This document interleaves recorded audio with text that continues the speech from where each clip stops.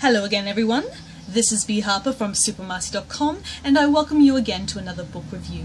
Today I'm going to be looking at Assassin's Creed Renaissance by Mr. Oliver Bowden, and yes, this is the official sequel of Assassin's Creed The Secret Crusade, as Assassin's Creed Renaissance is actually the official adaptation of Assassin's Creed 2, the second game in the video game franchise. And may I still say, Assassin's Creed 2 may still remain as the best game in the Assassin's Creed series, but that is a completely different discussion for another time. So before I continue with the review, as per usual, I'm going to read the back blurb and then we're going to get into it. Betrayed by the ruling families of Italy, a young man embarks upon an epic quest for vengeance. To eradicate corruption and restore his family's honor, he will learn the art of the assassin. Along the way, Ezio will call upon the wisdom of such great minds as Leonardo da Vinci and Niccolo Machiavelli, knowing that survival is bound to the skills by which he must live. To his allies, he will become a force for change, fighting for freedom and justice. To his enemies, he will become a threat, dedicated to the destruction of the tyrants abusing the people of Italy. So begins an epic story of power, revenge, and conspiracy. Truth will be written in blood. That's pretty much this story all wrapped up in a nutshell.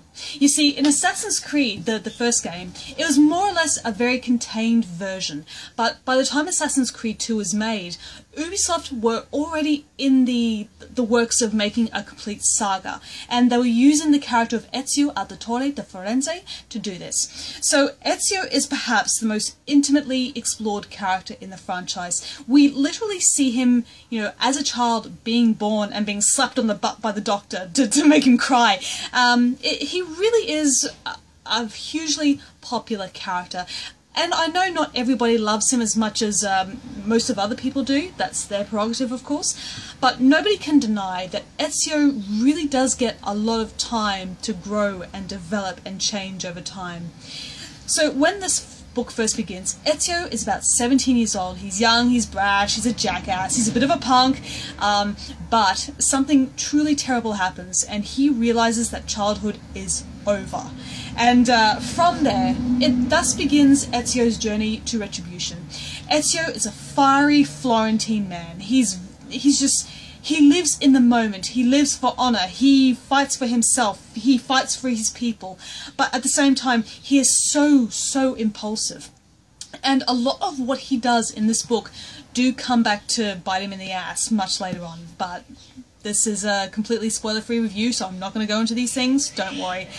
But rest assured, Assassin's Creed Renaissance really does call back to the spirit of the game. The game is incredibly immersive. It's set in Renaissance Italy, and it just looks and sounds completely spectacular. So having had the experience of playing the game and then reading the book, I had a very, very clear vision as to the world that Bowden has expounded upon. But even if you have not played the game, I still feel that the casual reader will get a really good idea as to, how this story is tonally.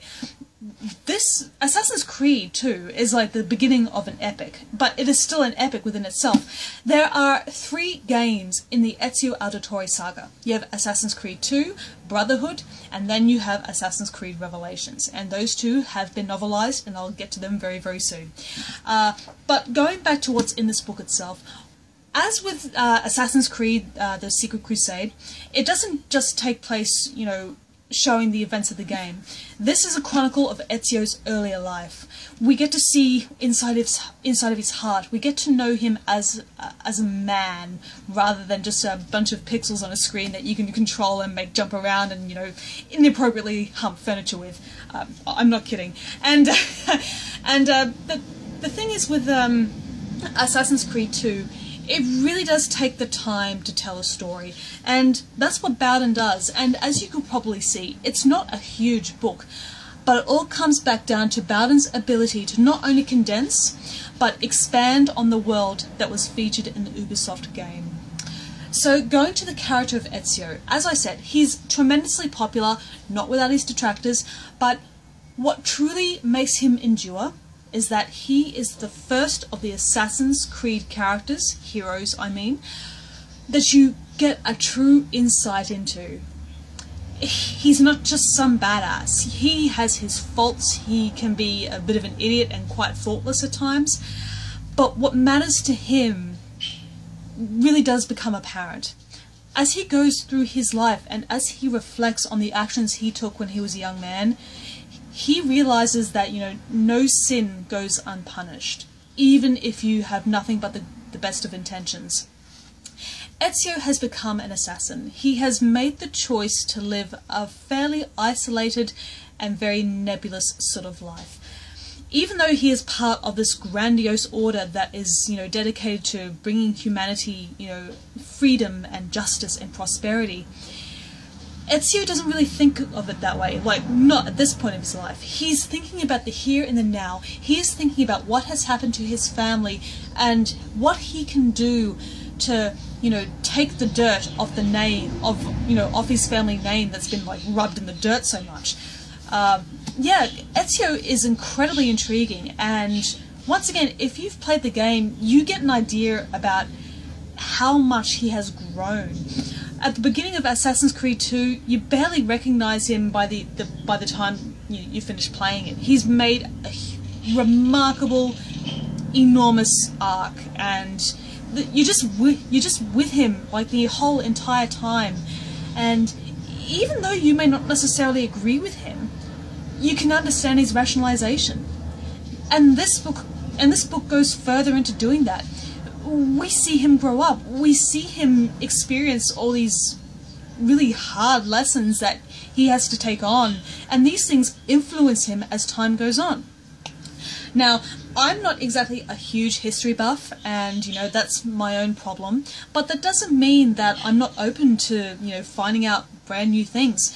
But the setting of Renaissance Italy is wonderful. Not just in the game, but in the book. The Renaissance was a time of thinking and enlightenment and just re-establishing the status quo. It was encouraging people to read and to, re-visualize what the world was all about and their purpose. And you have all this wonderful art and literature and a whole tidal wave of culture coming in and sweeping away the old world, and thus you are left with this brand new age. And it was a bunch of people that made it happen. It wasn't just a select few very talented individuals.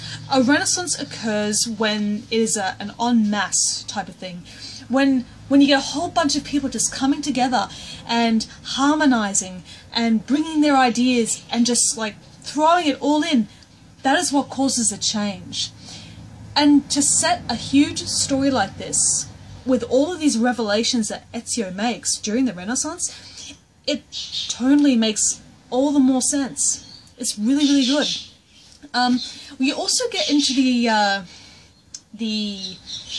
ways of the Templars. You only got a real glimpse of it in the first Assassin's Creed, in both the game and the book for that matter. But there is this enormous conspiracy that Ezio happens to run afoul of, and even though he may not necessarily understand it when he first sees it, he comes to realize that it is bigger than him. It is bigger than his family. It is bigger than, Florence. It is just bigger than anything he could have possibly imagined. And once again, all of this information is in these pages. It's written with clarity and a view of showing you just how high the stakes are. And at the back of the book, funnily enough, you get a bunch of glossary for Italian and Latin terms. And, yep, I've used a couple of these things, especially the swear words, but I'm not going to reveal them here. Oh, I know. So in saying that, Assassin's Creed Renaissance once again perfectly mirrors the spirit of the game. And you have a very compelling protagonist going through this enormous change in his life. It may not necessarily be for the better, but change is change. And it comes down to human resilience. We can either stay stationary and be miserable and be confused, or we can keep on going. We can evolve. We can be more than what we could have possibly imagined we were. and that's exactly what Ezio does. So I give Assassin's Creed Renaissance another 4 out of 5. Very solid storytelling, and once again, a little more detail could have been added just to give you a greater idea about how deep the Templar conspiracy is, because by this point, the Templars were more than just a bunch of people wearing a cross. There was a lot of planning going on here. It's frightening how deeply the Templar conspiracy is going, and it all comes back to this very central historical character, and I'll give away his identity in the next review, because in Assassin's Creed Brotherhood, this character plays an enormous part in the next chapter. It's going to be good.